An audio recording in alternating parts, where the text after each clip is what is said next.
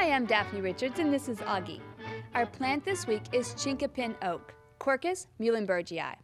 If you're a frequent viewer of this show, and of course I hope that you are, you may have noticed that we highlight quite a few plants with the species name muhlenbergii. And that allows me to momentarily indulge my plant nerdiness and point out that the common practice of naming plants is for the person who discovered them, or perhaps some other fabulous botanist that other fabulous botanists wish to honor. Well, chinkapin oak was named for Gottlieb Heinrich Ernst Muhlenberg, an amateur botanist who lived in the early 19th century. Now back to horticulture. Chinkapin oak, a Central Texas native, is a medium-sized tree reaching 40 to 50 feet tall and just as wide. In most landscapes, it's considered a moderately slow grower, but your patience will definitely be rewarded with a beautiful specimen tree.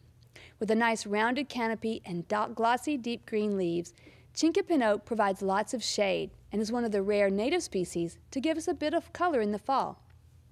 In the wild, it grows in well-drained soil, but easily adapts to a range of other soil types.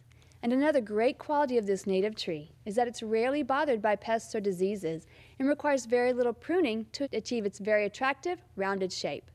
Like most other native species, it requires almost no supplemental irrigation once it's established, making it a very good choice for our area in these continuing dry times. And in keeping with our tree-based theme this week, let's talk about mulching. Since we see trees mulched all over town, we know it's a good practice, but since it's often done incorrectly, we may have learned the wrong way to do it. Mulch should be spread over the entire root zone of the tree, but not all the way up against the trunk.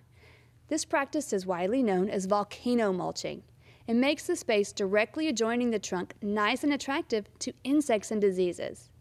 Mulch helps to maintain moisture, but when overwatered, it never dries out. This is especially problematic for newly planted trees, whose bark is relatively thin and easy to penetrate. And if the bark is damaged or rots away, it creates an easy pathway for invasion into the growing tissue. This could slow the tree's growth or even kill it.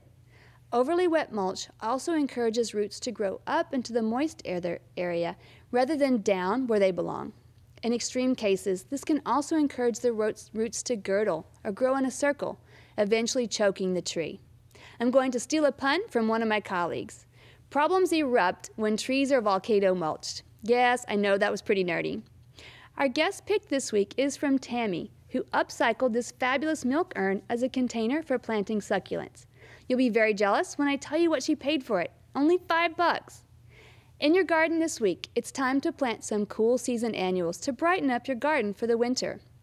Dianthus, pansy, stock, and snapdragon are all good choices.